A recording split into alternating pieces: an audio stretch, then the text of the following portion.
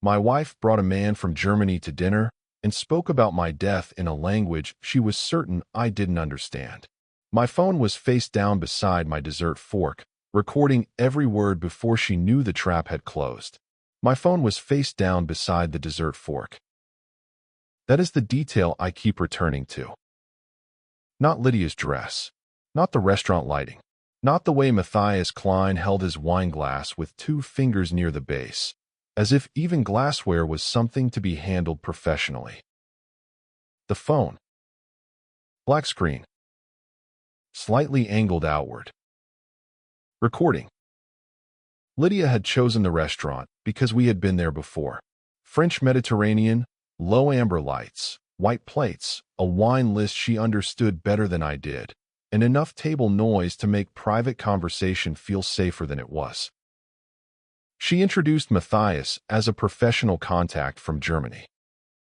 Estate consulting, she said lightly. Cross-border work. Very dull, unless you enjoy forms.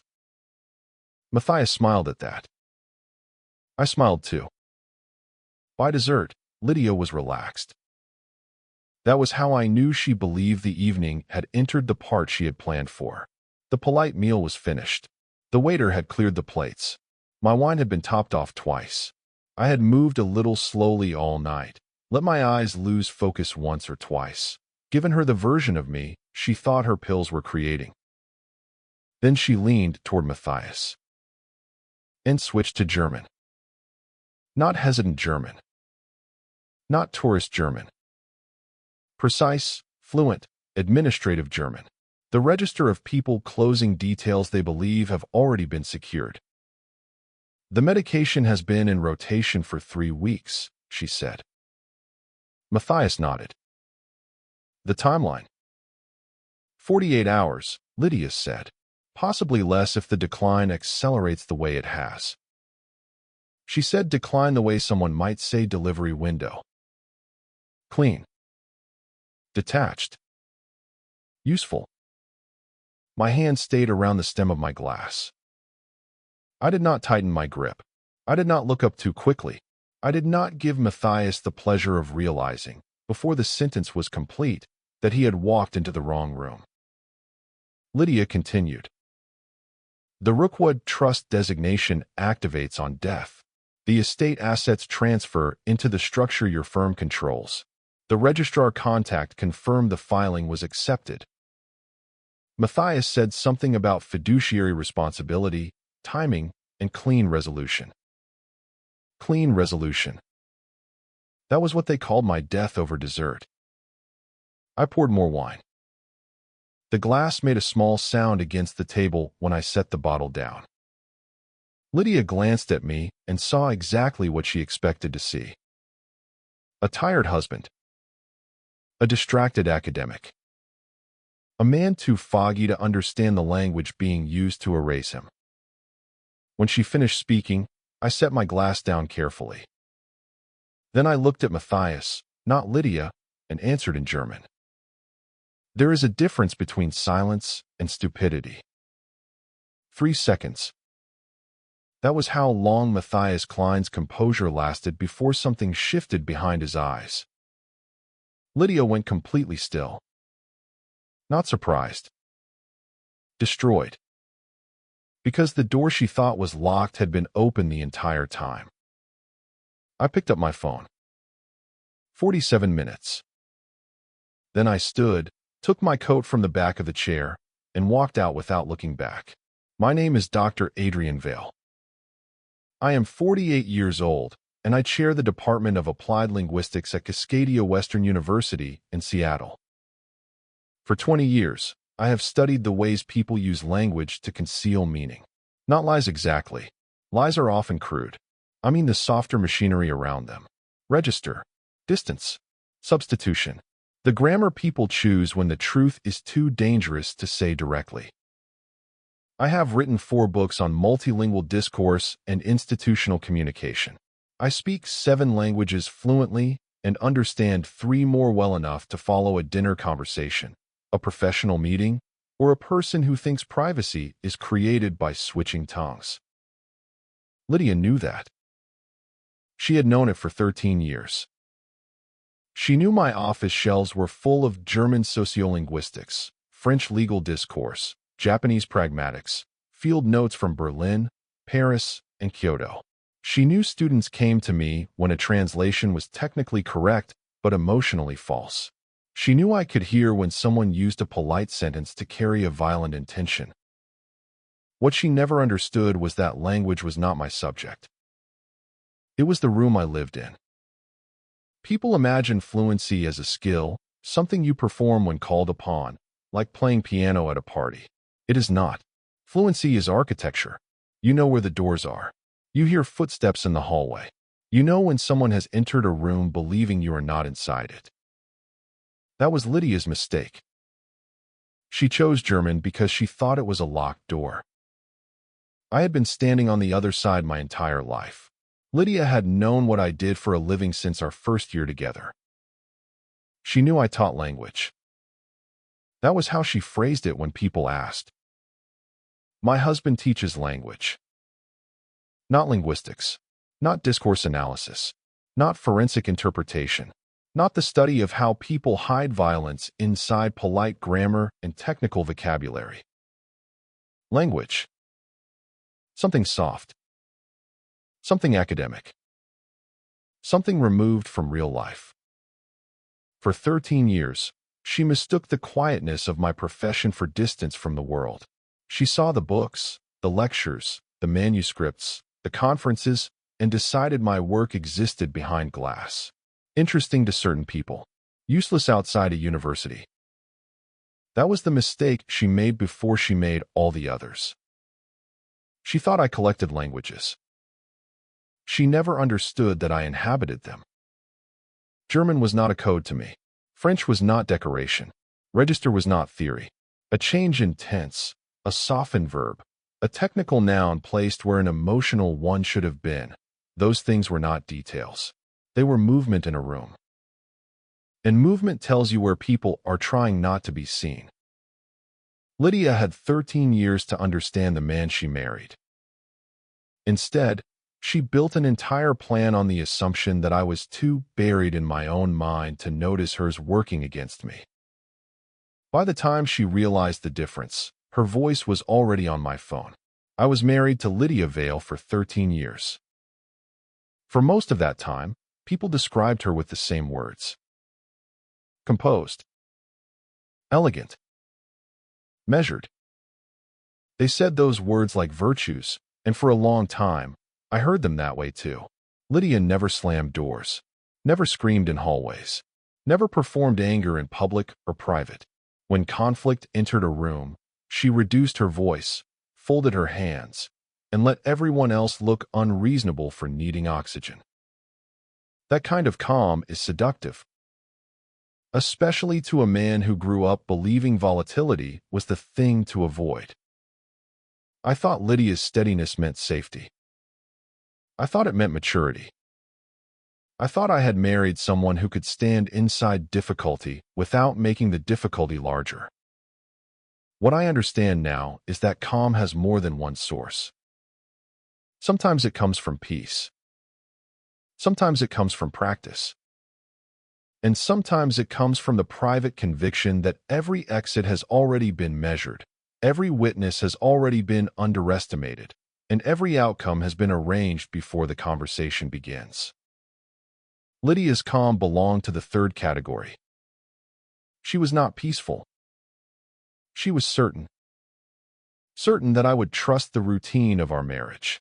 Certain that I would mistake gentleness for care. Certain that a tired husband with a medical condition and a head full of books would not notice small changes until they had become large enough to be explained as decline. She never raised her voice. That was not kindness. It was confidence. The first sign came 3 weeks before the dinner. It was a Tuesday evening, 6:15 p.m. I remember the time because I wrote it down later, and because the ordinary things around dangerous moments tend to remain offensively clear. The rain against the kitchen window. The smell of the tea I had not yet poured. My briefcase still beside the back door because I had come home from a faculty meeting and had not taken it upstairs. The house was quiet except for Lydia's voice. It came from her study, the door pulled almost shut. She was speaking French. That alone did not alarm me. Lydia spoke enough French for professional travel, donor dinners, and the kind of polite conversation that makes people believe fluency is mostly confidence with better vowels.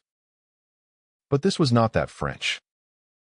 This was technical, controlled, specific. I stopped in the hallway before I meant to.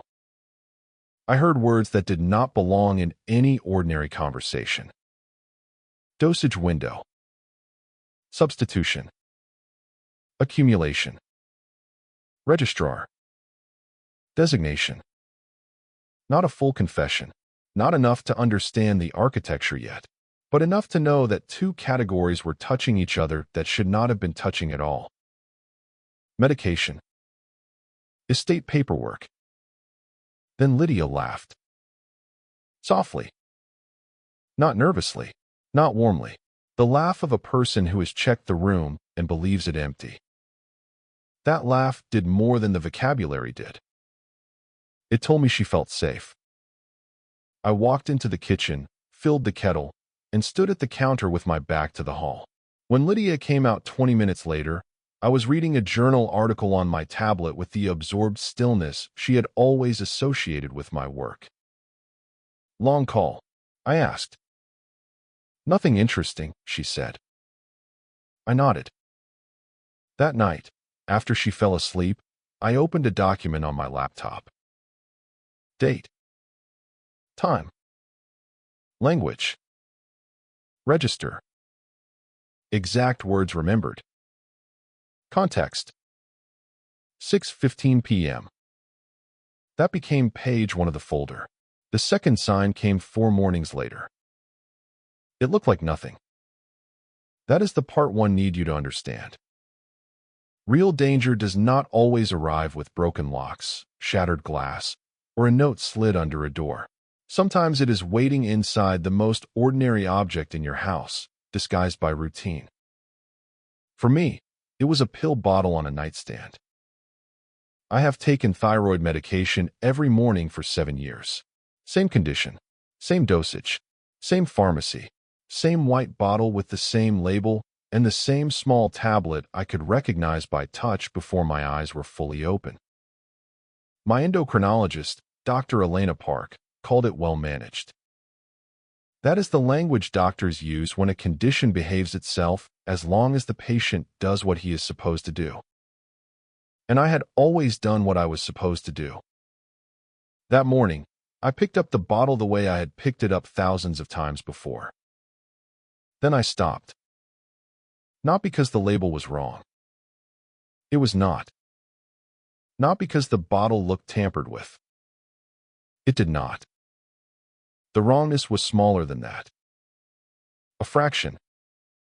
A hesitation before my body completed a routine it knew too well. I opened the bottle and tipped one tablet into my palm. The coating was slightly different. Not visibly dramatic. Not the kind of difference another person would notice from across a table. But the surface caught the light in a way it should not have. Less matte. Slightly smoother. The edge looked softened by a degree too small to describe without sounding ridiculous. Then there was the weight. Again, not much. Just enough. The distance between close and exact is where I have spent my career. A sentence can sound correct and still carry the wrong intention. A translation can preserve vocabulary and lose meaning. A voice can perform concern and still betray the shape of control beneath it. This tablet was close. It was not exact. I stood there in the bedroom with the pill in my palm while the house remained perfectly quiet around me. Lydia was downstairs. I could hear the faint movement of a cabinet opening, then closing. No suspense music. No storm against the windows. No cinematic warning that the person I had trusted for 13 years might have touched the one routine my body depended on. Just a man in a bedroom, holding a tablet that felt wrong. I did not call her name. I did not confront her. I did not throw the bottle away. Instead, I did what evidence requires. I observed. I remembered the angle of the remaining tablets. I placed the pill back exactly where it had been. I tightened the cap. I returned the bottle to the nightstand at the same distance from the lamp, label facing the same direction. Then I went downstairs and made coffee. Lydia looked up from her phone and smiled. Sleep okay? Fine, I said. My voice sounded normal. That was useful. Because if she had changed my medication, the most important thing in that moment was making sure she did not know I had noticed. I made 2 calls that morning. Not from the house. That mattered. I drove to campus early, parked in the faculty lot, and sat in my car for almost 9 minutes with both hands on the steering wheel before I trusted myself to speak. The first call was to Dr. Samuel Klein. Samuel was in the pharmacology department, 17 years in pharmaceutical chemistry, and one of the few people I knew who could look at a small physical discrepancy without treating the observation itself as hysteria. He had the patience of a man who had spent his professional life letting evidence become interesting before he tried to make it useful. Sam, I said when he answered, I need a discrete analysis of 3 tablets. There was a pause. Not long. Long enough for him to understand that I was not asking as a colleague curious about a research problem. Your prescription? He asked. Yes. Do you believe they've been altered? I believe they are not what they should be. He did not ask me to explain my marriage over the phone. That was one of the reasons I called him. Bring 3, he said. Sealed, dated, initialed. Do not handle them more than necessary, and do not tell me more than I need until I've looked at them. I brought them to him in a sealed envelope before my 10 o'clock seminar. The envelope had the date, time, my initials, and a short note identifying where the tablets came from. Not because I wanted to be dramatic, because evidence has a memory only if you give it one. The second call was to a pharmacy across town. Independent. Small. No shared online dashboard. No automatic insurance record. Lydia could see through the financial portal she had insisted we set up years earlier because, at the time, transparency makes marriage easier. That sentence looked different now. I transferred my thyroid prescription there and paid cash. The pharmacist asked if I was having an insurance issue. Privacy issue, I said. She looked at me for 1 second longer than usual, then nodded and did not ask another question. I picked up the real medication that afternoon in a plain white bag and took it directly to my office. I locked it in the bottom drawer of my desk, behind 2 old conference folders and a stack of student evaluations from a year I no longer remembered fondly. That night, when Lydia asked if I had taken my pill, I said yes. And that was true. Just not the pill she thought she was watching. Dr. Samuel Klein called me 4 days later. I was in my office with the door closed, holding a dissertation chapter on legal interpreting that I had not actually been reading for 20 minutes. There are certain kinds of waiting that make ordinary work impossible. You perform productivity because stillness feels too honest. My phone lit up at 2:17 p.m. Samuel did not start with small talk. Adrian, he said, the tablets you gave me are not consistent with your prescription. I set the paper down. Carefully. How inconsistent? The active compound is present at approximately 40% of the labeled dosage. For a moment, the office became very quiet. Not because there was no sound. The building still had its usual noises. A student laughing in the hall, a door closing somewhere, rain pressing lightly against the window. But my attention had narrowed to Samuel's voice and the number he had just handed me. 40%. Enough to look like medication. Not enough to do what my body depended on it to do. There's something else, he said. I did not answer. There appears to be a secondary compound. I can't identify it responsibly without a full panel.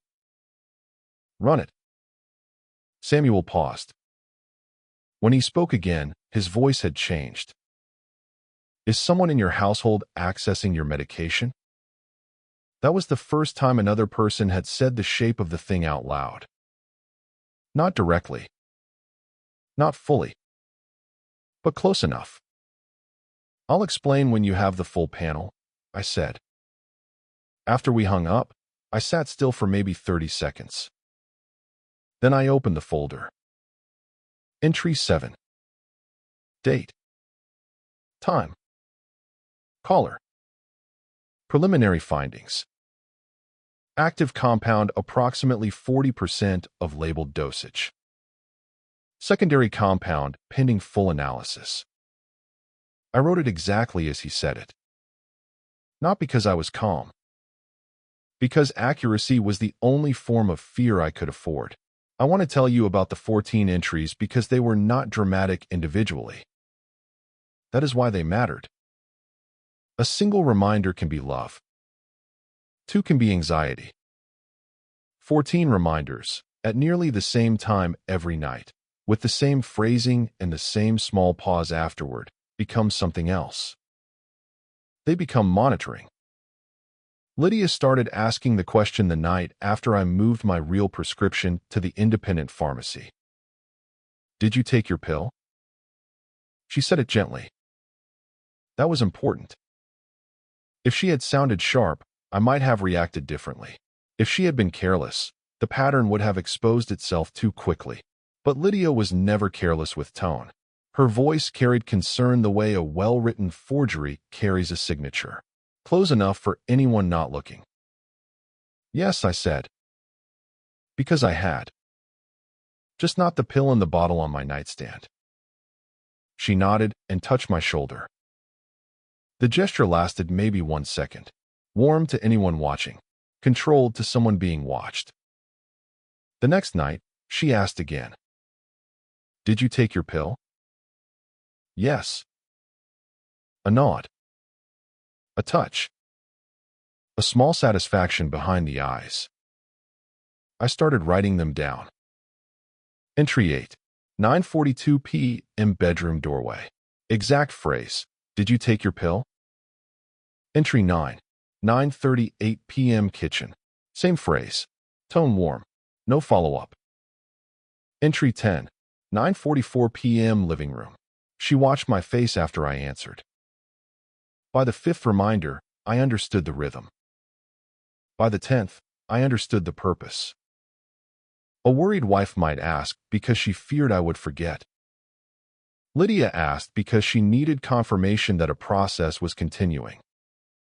Every night, she believed I was taking the substituted tablets.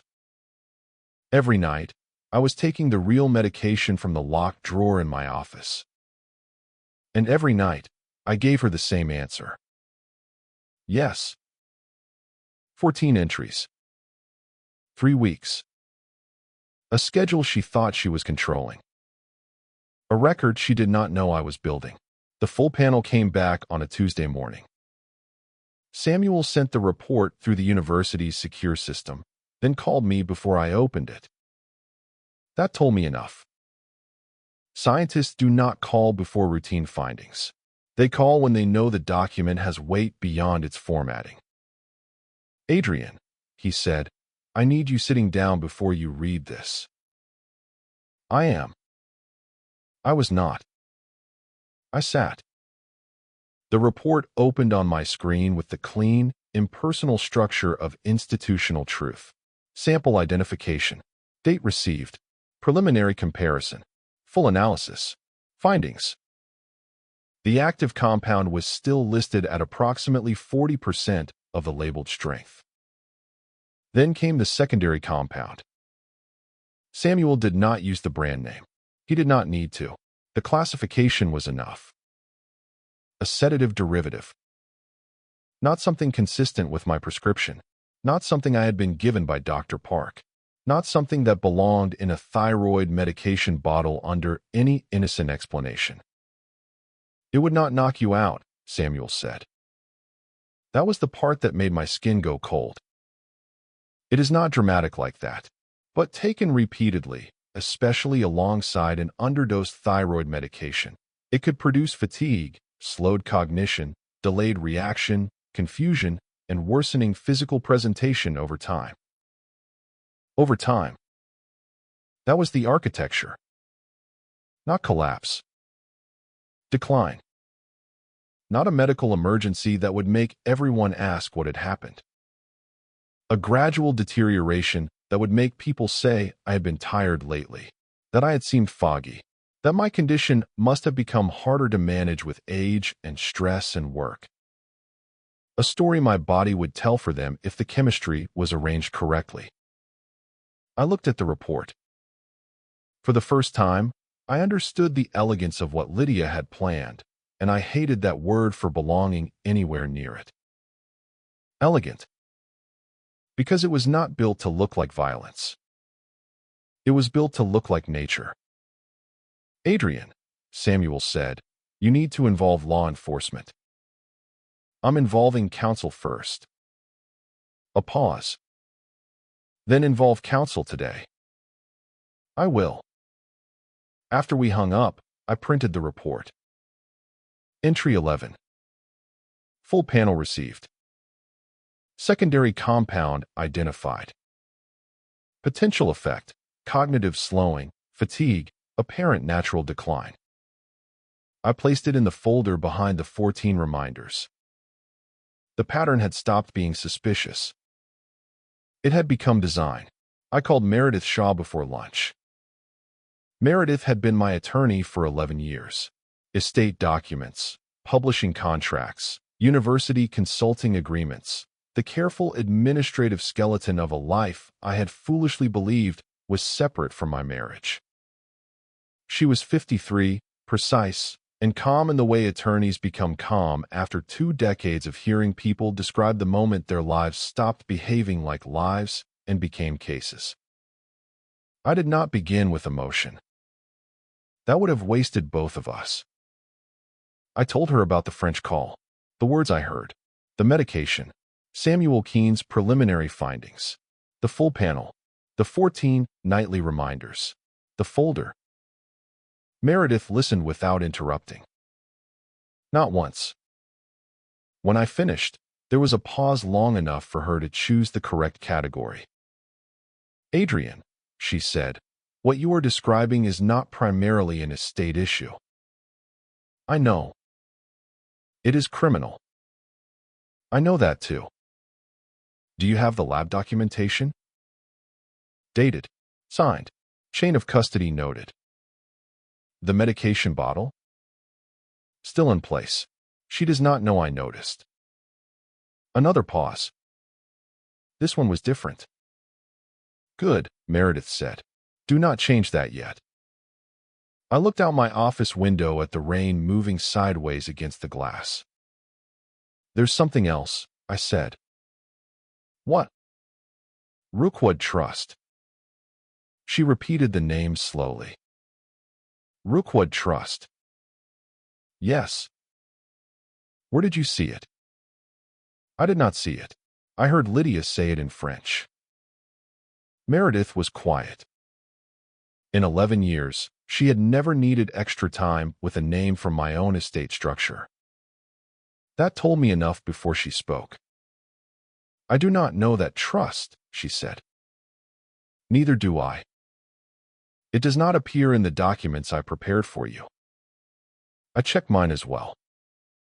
Then we need a specialist, she said. Someone who can examine the underlying estate structure, not just your active documents. She gave me a name. Roland Pierce. 31 years in trust and estate law, known for finding the kind of paper doors people build because they assume no one will ever look closely at the hinges. I wrote his name in the folder. Entry 12. Meredith Shaw confirms Rookwood Trust is not known to counsel. Referral to Roland Pierce. The medication was no longer the only weapon in the room. There was paperwork, too. Roland Pierce did not look like the kind of man people imagine when they hear the words trust specialist. No dramatic office. No marble table. No theatrical patience. His office had one window, 2 filing cabinets, and a desk covered in documents arranged so precisely that disorder would have looked like an accusation. He had 31 years in trust and estate law, and Meredith had described him as a man who could find a hidden door in a contract by listening to which clause sounded too quiet. I brought him everything. My father's estate documents. My active trust structure. My inheritance records. Every document Meredith had prepared. And the folder. Roland spent 2 hours reading. Not skimming. Reading. He used a pencil, not a pen, and marked only the margins. I noticed that because people who work with permanent consequences often choose temporary marks before making permanent statements. Finally, he removed his glasses and set them beside the papers. The Rookwood Trust does not appear in your signed documents, he said. I should have felt relief. I did not. There was something in his tone that had not finished speaking. But, I said. He turned one page from my father's estate file and tapped section 14. But your father's estate structure contains a secondary beneficiary provision under a named trust designation. I looked at the page. The language was dense, legal, dry enough to make danger feel administrative. Roland continued. If someone had access to the original estate documents, and if that person submitted a designation under a trust name with a convincing signature, it could sit beneath the active structure without appearing in the version you routinely review. My signature. He did not soften it. Yes. The room became very still. I thought about Lydia organizing our household files after my father died. Lydia offering to scan documents. Lydia saying, "Let me handle the administrative side, Adrian. You have enough on your plate."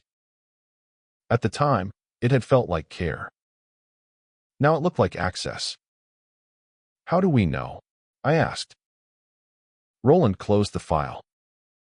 We request the full estate record from the county registrar and compare it against your retained originals. How long? If I call from here, today begins today. Call, I said. He reached for the phone. I opened the folder. Entry 13. The dinner was Lydia's idea. That mattered. People assume traps are built by the person who springs them, but the cleanest traps are often built by the person who believes they are still in control. She mentioned it on a Sunday morning while I was standing at the kitchen counter, moving slowly enough for her to notice and not so slowly that she would think the decline had become inconvenient. There's someone I'd like you to meet this week, she said. I looked up from my coffee. A donor? Not exactly. A professional contact from Germany. Matthias Klein. He's in Seattle for a few days. She said his name lightly, but there was a fraction of care around it. Not affection. Preparation. What kind of work? I asked. Estate consulting. International structures. Mostly tedious things involving compliance and inheritance law. She smiled when she said tedious, as if the subject were too dry to interest me. That was another mistake. Tedious things usually matter, I said.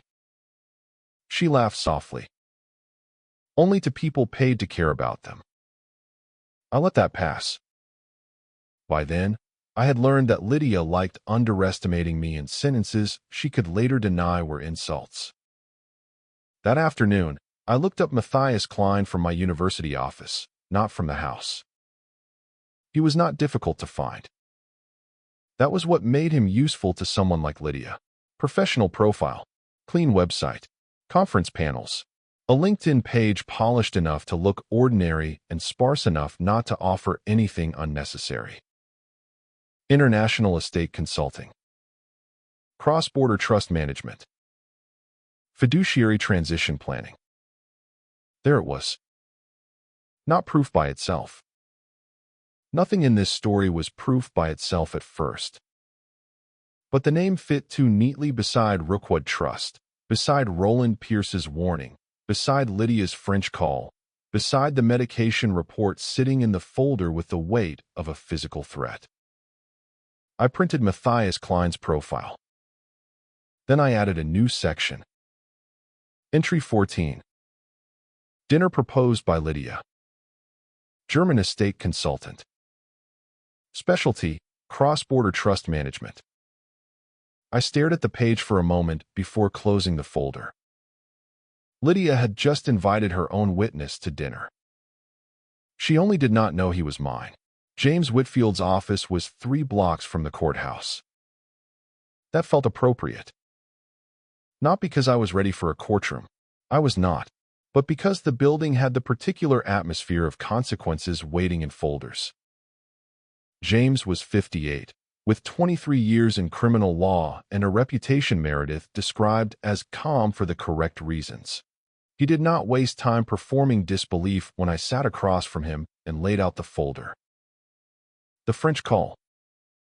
The altered medication. Samuel Keene's preliminary findings. The full panel. 14 reminders. Rookwood Trust. Roland Pierce's estate warning. Matthias Klein. James listened to all of it without interrupting. His hands stayed folded on the desk, but his eyes moved from document to document with the steady attention of a man counting exits in a burning room. When I finished, he said, "You understand what you are describing?" "Yes." "Say it anyway." I looked at the folder. An ongoing attempt on my life, connected to estate fraud. He nodded once. "Good. I need you to understand it out loud." Then he leaned back slightly. "You are not taking the substituted medication anymore." "No. My real prescription is at my university office." "Does Lydia know that?" "No." "Keep it that way." I did not ask if he thought I was being dramatic. Men like James Whitfield do not let you bring a pharmacological report and a forged trust concern into their office and then waste breath on reassurance. "I need the dinner," I said. His expression tightened. "No, you need police protection." "I need her to say it." "She may not." "She might." He studied me for several seconds. "And you plan to record it?" "My phone records audio." "This state is one-party consent," he said. "If you are part of the conversation, the recording may be usable. But I want the original device afterward. No edits. No transfers. No cleaning up the file because you think audio should sound better." "I understand." "I mean immediately afterward, Adrian." I held his gaze. "If she confirms it, I bring you the phone that night." James closed the folder. "Then after dinner," he said, "you come straight here." For the first time in 3 weeks, someone spoke about the trap as if it already existed. I left his office understanding 2 things. The dinner was dangerous. And it was necessary. I performed the decline for 10 days. That is the sentence people react to when I tell this story now. Not the medication, not the German, not the trust filing. The performance. They imagine it must have felt impossible to sit across from my wife at breakfast and let her believe she was watching my body lose ground. They ask how I kept my face still, how I let her touch my hand, how I thanked her when she suggested concern that had been engineered from the damage she thought she was causing. The answer is not strength. It is preparation. Fear becomes more useful when it has a schedule. In the mornings, I moved slightly slower. Not dramatically. Lydia would have noticed drama. I let my hand pause on the coffee mug before lifting it. I took an extra second to answer simple questions. I rubbed my eyes once at breakfast and let her see it. At dinner, I gave her the version of fatigue she had been waiting for. Low grade. Plausible. Consistent. A man under stress. A professor overworked. A husband with a thyroid condition beginning to slip out of management. Lydia watched carefully. She thought she was watching illness. She was watching theater. One morning, she sat across from me with her tea and said, "Maybe you should reduce your teaching load this semester." Her voice was tender. Almost perfect. I looked down at my plate before answering, because looking directly at her would have required too much restraint. "I've been thinking about it," I said. She reached across the table and touched my hand. "I just want you to take care of yourself." I thanked her. Then I drove to the university, unlocked my office drawer, took my real medication, and taught a 2-hour graduate seminar on indirect speech acts with complete clarity. The topic felt almost indecent. How people say one thing while meaning another. How politeness can carry threat. How context makes a sentence dangerous. I stood at the front of the room while 12 students took notes, and none of them knew they were watching a man actively surviving his own marriage. The restaurant was Lydia's choice. French Mediterranean, near the water, with low amber lights and white tablecloths pressed so flat they looked almost surgical. We had eaten there 3 times before, which I understood immediately as part of the design. A new restaurant says occasion. A familiar restaurant says Thursday. Lydia wanted Thursday. She wanted ordinary. She wanted a room that did not announce itself as important. She wanted me relaxed by repetition, softened by wine, and slow enough from the decline she thought she was monitoring to miss what would be said in front of me. I wore the gray jacket she had always said made me look appropriately academic. That phrase had annoyed me once. Now it was useful. I let myself look tired when we arrived, slightly unfocused, delayed by half a beat when the hostess asked about our reservation. Not ill enough to alarm anyone, just diminished enough to confirm a story Lydia had already written. Matthias Klein was already at the table. He stood when we approached. Late 40s, medium height, dark suit, a professional smile that did not reach curiosity. He shook my hand firmly and said it was a pleasure to finally meet me. "Lydia has told me a great deal about your work," he said. "In favorable translation, I hope," I said. He smiled politely.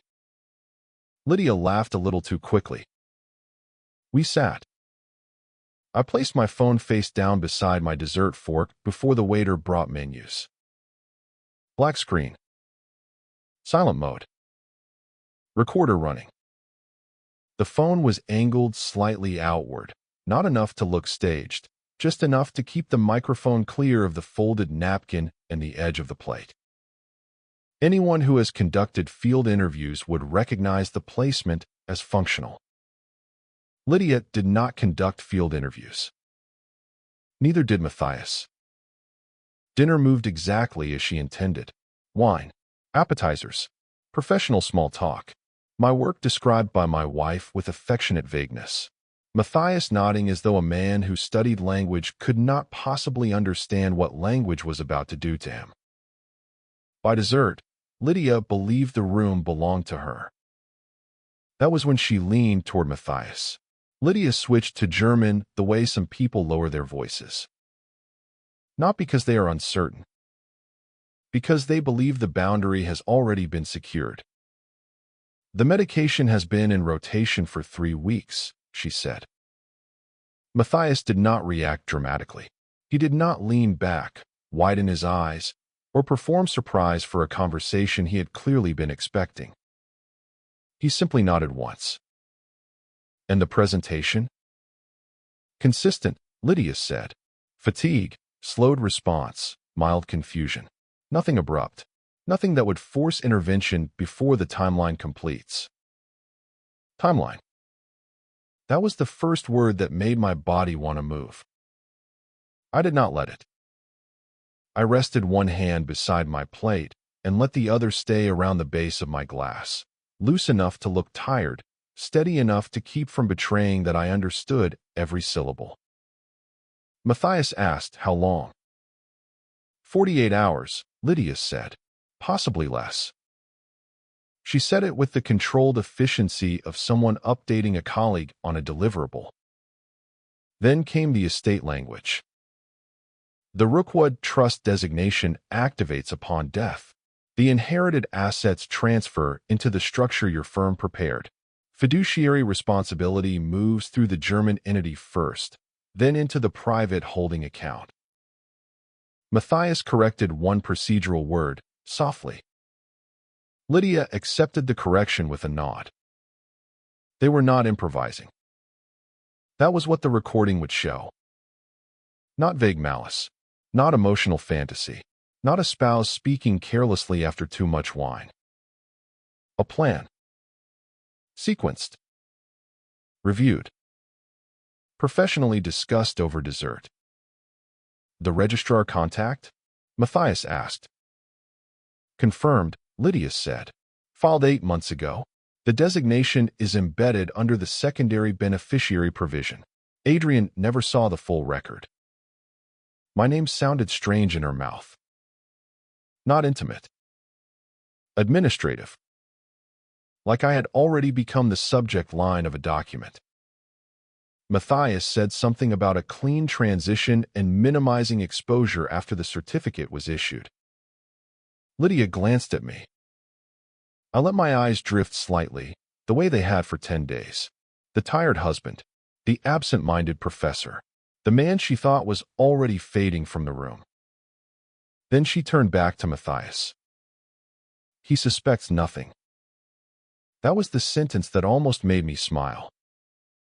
Not because it was funny. Because my phone was 6 inches from her hand. Recording everything. People asked me whether I was afraid. They asked because they imagine fear as the only honest response to hearing your wife discuss your death 6 feet away from you, over dessert, in a language she believes has made the conversation private. The honest answer is no. Not then. Fear had come earlier. It had come in smaller installments. The first installment was Lydia's voice through the study door, French wrapped around pharmaceutical words and estate language. The second was the tablet in my palm, close enough to pass and wrong enough to matter. Then Samuel's call. 40%. Then the full panel. Sedative derivative. Then the 14 reminders, each one spoken softly enough to resemble care if you did not know what she was tracking. By the time I sat across from Lydia in that restaurant, grief had already done its work. Not all at once. Never all at once. It had arrived like correspondence from a country I had not wanted to admit existed, one envelope at a time, each one stamped with proof. So when Lydia finally said it in German, when she gave Matthias the medication, the timeline, the trust, the registrar, the clean transition, I did not feel shattered. I felt the last piece click into place. That is not relief. It is completion. I set my glass down. Carefully. That small sound landed harder than it should have, because both of them stopped speaking. I looked at Matthias first. Not Lydia. That mattered. Lydia had built the plan. Matthias had given it structure. He was the professional in the room. The man who had decided my death could be discussed as a fiduciary transition if the vocabulary stayed clean enough. So I gave the first sentence to him. In German. There is a difference between silence and stupidity. 3 seconds. I know it was 3 because I had spent 20 years studying the visible delay between comprehension and response. For the first second, Matthias simply heard German. For the second, he understood that the German had come from me. For the third, he understood what that meant for everything he had just said. His composure did not vanish dramatically. It rearranged. His face stayed still, but the eyes changed first. The professional distance behind them collapsed into calculation, then into the smaller, sharper recognition of a man realizing he had mistaken the witness for furniture. Lydia did not move at all. That was worse. The stillness that came over her was complete.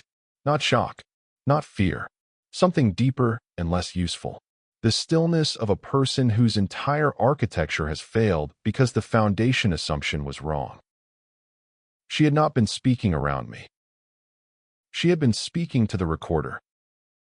I picked up my phone. 47 minutes. Then I stood, took my coat from the back of the chair, and looked at Lydia for the first time. My attorney will hear the rest before midnight, I said. I walked out before either of them found a sentence. I made it to my car before my hands changed. Not shook. Changed. At the table, they had belonged to the performance. Steady around glassware. Slow near the plate. Controlled because control had been the only safe language left in that room. In the parking lot, under the dull yellow light near the valet stand, they became my hands again. I sat behind the wheel and locked the doors. Then I made the first call. James Whitfield answered on the second ring. It's done, I said. No greeting. No explanation. The recording? 47 minutes. She confirmed the medication, the timeline, the Rookwood Trust, and the registrar filing. Matthias Klein responded in German and discussed fiduciary transition. James did not ask me if I was all right. Good lawyers know when that question is ornamental. Where are you? In my car. Do not send the file. Do not copy it. Bring the original phone to my office now. The timeline she gave was 48 hours. A pause. Short. Heavy. Then we file before morning, he said. Come straight here. The second call was to Dr. Elena Park.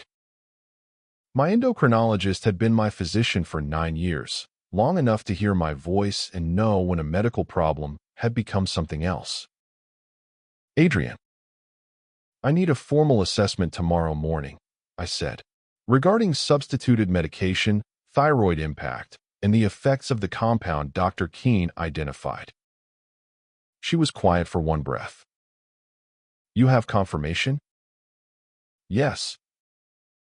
Are you safe right now? I am no longer in the restaurant. I am going to my attorney. First appointment tomorrow, she said. I'll make room. The third call was Meredith Shaw. She answered with the controlled sharpness of someone who had been waiting near her phone. Tell me. Rookwood is real, I said. Lydia confirmed the designation. She said it was filed 8 months ago through a registrar contact. Roland's theory was correct. Meredith inhaled once. Not panic. Recognition. I'm calling Roland now, she said. We'll prepare an emergency trust challenge before the county office opens. Lydia's name lit up my screen before Meredith finished speaking. I watched it ring. Then stop. Then ring again. 6 times. 7. 8. I did not answer. For 13 years, Lydia had trusted my silence. That night, my silence finally belonged to me. Lydia was arrested 19 days after the dinner. That is the part people expect to feel dramatic. It did not. There were no flashing lights outside our house while I stood in the doorway feeling vindicated. No perfect cinematic moment where every wrong thing collapsed at once and the world acknowledged the shape of it. Justice, I learned, is mostly paperwork with consequences attached. James Whitfield delivered the recording that night. Dr. Keene's pharmacological report followed. Dr. Park's medical assessment came the next morning. Meredith Shaw and Roland Pierce filed the emergency challenge against the Rookwood designation before the county office opened. Then the machinery began moving. Slowly. Thoroughly. In ways that made me understand why people mistake delay for weakness, when it is sometimes the system making sure the door cannot be reopened later. Detectives interviewed me twice. Then again. They took the medication bottle, the substituted tablets, the pharmacy records, the secure lab report, and my folder. They reviewed the recording in full, not the way I had heard it at the restaurant, but the way criminal evidence gets heard, paused, transcribed, translated, authenticated, compared against documents. Lydia was charged with attempted murder, criminal poisoning, fraud, forgery, and conspiracy. The registrar contact was arrested the same week on related fraud charges. His name stayed out of most public reporting because the investigation around his filings widened quickly and quietly, the way corruption does when one document leads to another and another. Matthias Klein was already out of the country when the first warrants were issued. His firm became the subject of an international legal inquiry that James described as slow, expensive, and unpleasant for everyone involved, which was the closest he came to sounding satisfied. The Rookwood Trust designation was voided. Not quickly. Not cleanly. Roland Pierce spent 11 weeks untangling how it had been inserted beneath my father's estate structure. Forged signature. Compromised filing access. Language designed to look technical enough that anyone not searching for it would pass over it. At our final meeting, Roland looked tired in a way I had not seen before. She understood the structure very well, he said. I said, she had 13 years. He looked at the file. Yes, he said, that explains it. The evidence package had a strange hierarchy. Not emotional. Not moral. Procedural. That was the thing I had to learn to live with. The system did not care that Lydia had once slept beside me, or that she knew how I took my coffee, or that she had stood in hospital rooms with her hand on my shoulder and later used that same knowledge to design a decline that looked natural. The system cared about what could be authenticated. Dr. Samuel Keene's pharmacological analysis became Exhibit C. The report was clinical, almost painfully clean. Sample identification. Chain of custody. Active compound at approximately 40% of labeled dosage. Secondary sedative derivative inconsistent with the prescription. Dr. Elena Park's medical assessment became Exhibit D. She documented what that combination would have done to my specific thyroid condition over time. Fatigue. Cognitive slowing. Apparent deterioration. A medical picture that could be misread as natural decline if no one knew to look behind it. My folder became Exhibit A. 21 entries. 3 weeks. The French call at 6:15 p.m. The altered tablet. The pharmacy transfer. The lab calls. 14 medication reminders. Rookwood Trust. Matthias Klein. The dinner. The recording. James Whitfield told me, after the prosecutor reviewed it, that it was the most methodically constructed personal documentation he had seen in 23 years of criminal practice. I said, I spent 20 years studying documentation. He looked at the folder. It shows, he said. 6 months later, I am sitting in my office at the university. There is tea beside my keyboard, a student's dissertation on the desk, and early spring light coming through the window in a way that makes the dust on the bookshelves visible. The room looks exactly like itself. Manuscripts stacked in uneven towers. Fieldwork photographs from Paris, Berlin, and Kyoto. A German grammar volume with notes in the margins. A French legal discourse reader opened face down because I still break the spines of books I intend to live with. For a while, I thought this office was where I had been hiding from life. I understand it differently now. This is where I learned to listen. This is where I learned to document. And that is why I survived.